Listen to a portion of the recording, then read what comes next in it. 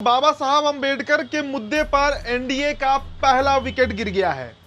पहला विकेट हम इसलिए कह रहे हैं क्योंकि एक गठबंधन का एक दल, एक पार्टी जो है, उसने अब एनडीए का साथ छोड़ दिया है और इसकी शुरुआत बिहार से हुई है। बिहार की राष्ट्रीय लोक जनशक्ति पार्टी यानी पशुपति कुमार पारस की पार्टी, जो लोजपा का एक और विकल्प था, वो अब एनडीए से बाहर हो चुका है और इसका बजाते औपचारिक ऐलान भी कर दिया गया है।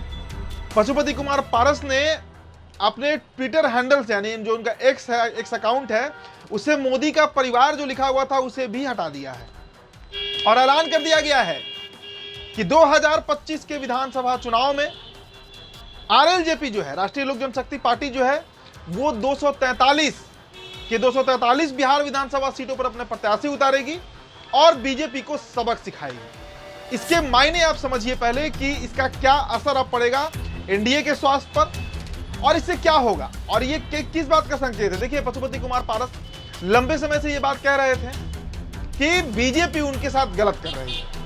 उन्होंने अपना 100% बीजेपी को दिया, एनडीए को दिया, पूरी वफादारी से वो गठबंधन में रहे, लेकिन बीजेपी ने उनके साथ शुरू से गलत किया। सबसे पहले तो उनके सिटिंग एमपीज का टिकट काटा गया, 5 सीट चिराग को दे दिया गया और पारस जी के जो लड़ने की संभावना थी हाजीपुर से, उस पर भी पूर्ण विराम लगाया गया। आज चिराग उसी सीट से सांसद हैं और केंद्रीय मंत्री हैं। मतलब कंप्लीटली आप समझिए कि पारस जी को रिप्लेस कर दिया गया। इसके बाद चर्चा उठी कि पशुपति कुमार पारस अब राज्यपाल बनेंगे, लेकिन वहां भी खेल नहीं चल पाया और बीजेपी उस पर भी साइलेंट हो गई। हालांकि देखिए, बीजेपी बार बार ये संकेत देते रही है, इशारा करते रही है कि पारस हमारे साथ हैं और इसको लेकर आपको याद होगा दोस्तों कि दिलीप जायसवाल खुद पहुंचे थे पशुपति कुमार पारस के यहाँ। करीब 40-45 दिन पहले की घटना है और उस समय उन्हें मनाया गया था, कई तरह की बातें कही गई, लेकिन ये मामला निपटा नहीं। फिर जो बंगला है, पटना का बंगला जो रामविलास पासवान का था, जिस पर आधिपत्य जमाए हुए थे पशुपति कुमार पारस, उसे भी खाली कराया गया और वो अब चिराग को सौंप दिया गया। तो आखिर पारस करे तो क्या करे? यही करेंगे जो कर रहे हैं, मतलब विद्रोही हो गए हैं और साफ तौर पर कह रहे हैं कि अब हमारा भाई गुजारा यहाँ पर नहीं होना है। अब इसके राजनीतिक मायने समझिए और क्या असर पड़ेगा एनडीए पर, वो समझिए। देखिए, चिराग पासवान एनडीए घटक दल के एक बहुत मजबूत नेता के तौर पर उभरे हैं बीते 4-6 महीने के अंदर। स्ट्राइक रेट 100% रहा है और उनके सांसदों के सहारे एनडीए की सरकार दिल्ली में चल रही है। मतलब ये वो बीजेपी नहीं है जिसके 303 सांसद और एनडीए के 335 सांसद हैं। ये वो सरकार है जिसमें बीजेपी के 240 और एनडीए के 292 सांसद, उसमें 5 चिराग पासवान के भी सांसद हैं, 1 दर्जन जदयू के भी सांसद हैं। तो पारस के बहाने बीजेपी बार बार ये संकेत देते रही है कि हम चिराग से बार्गेन कर सकते हैं। चिराग अगर ज्यादा उड़ेंगे तो हम जिस तरह चिराग को प्रोजेक्ट कर दिए हैं बिहार में दलित नेता के तौर पर, वैसे हम पारस जी को भी कर सकते हैं और इसकी खूब चर्चा होते रही है।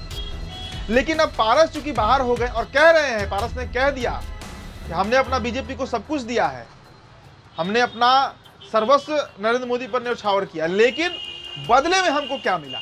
तो देखिए, ये क्या होगा इसका 2025 के विधानसभा चुनाव में ये बहुत क्लियर नहीं है, लेकिन इतना तो तय है कि अब चिराग का अपर हैंड हो गया। चिराग ने, आप कहिए कि डबल गेम जीता है। पहला, अपने वर्चस्व को उन्होंने कायम करा लिया, अपने पिता की विरासत को उन्होंने वापस ले लिया, और दूसरा जो उनका एक मास्टर स्ट्रोक रहा कि उनके जो सबसे बड़े राजनीतिक दुश्मन है यानी पशुपति कुमार पारस, उनको अब पूरी तरीके से ठिकाने लगा दिया गया, उन्हें पूरी तरीके से साइडलाइन कर दिया गया। उनके पूरे राजनीतिक कैरियर को चिराग पासवान ने तिलांजलि दिला दिया। अब इसका 2025 के विधानसभा चुनाव में क्या असर पड़ता है, कैसे इसे देखा जाएगा। हालांकि देखिए, दलित वोटों की अगर बिहार में बात करें तो उसके सबसे बड़े लीडर आज भी चिराग पासवान ही है, क्योंकि उनके पिता स्वर्गीय रामविलास पासवान की बनाई हुई विरासत है, वो बनाई हुई जमीन है, इस पर आराम से खेती कर रहे हैं चिराग पासवान। जीतन राम मांझी हैं, पारस जी भी थे, लेकिन पशुपति कुमार पारस के ऊपर यह भी बार बार आरोप लगते रहा है और जो रामविलास के वोटर है वही लगाते रहे हैं कि पशुपति कुमार पारस जो है, उन्होंने भतीजे के साथ गलत किया, भाभी के साथ गलत किया। रीना पासवान की भी चर्चा होती है कि भाई के जाते ही, मतलब रामविलास पासवान के निधन के बाद जिस तरह सांसदों को तोड़ा गया, दिल्ली में पार्टी तोड़ ली गई, अलग थलग पड़ गए थे चिराग पासवान। तो कई तरह के आरोप लगते रहे हैं और इसका भी एक बड़ा रिपरकशन है कि आज जो दलित तबका है बिहार का, जो दलित समाज है, वो चिराग पासवान को अपना नेता मानता है। लेकिन पारस हार मानने वाले नहीं है, इसका ऐलान उन्होंने कर दिया है। और देखिए इन्होंने ये भी कहा है कि बाबा साहब अंबेडकर के हम अनुयायी हैं और बाबा साहब अंबेडकर के बारे में जो बातें अमित शाह ने कहा संसद में वो क्षम्य नहीं है, वो बर्दाश्त के बाहर है और इसलिए अब किसी भी कीमत पर एनडीए में तो हम नहीं रह सकते हैं।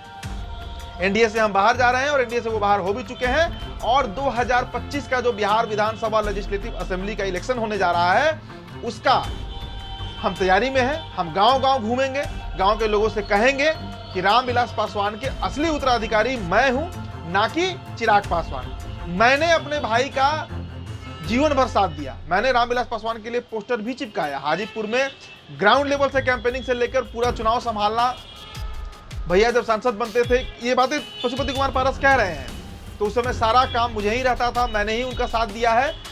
हाईजैक कर लिया गया चिराग पासवान की तरफ। चिराग पासवान का चेहरा कुछ और है, मुखौटा कुछ और पहनते हैं, तो कई तरह की बातें हैं जो निकलकर अब सामने आ रही हैं।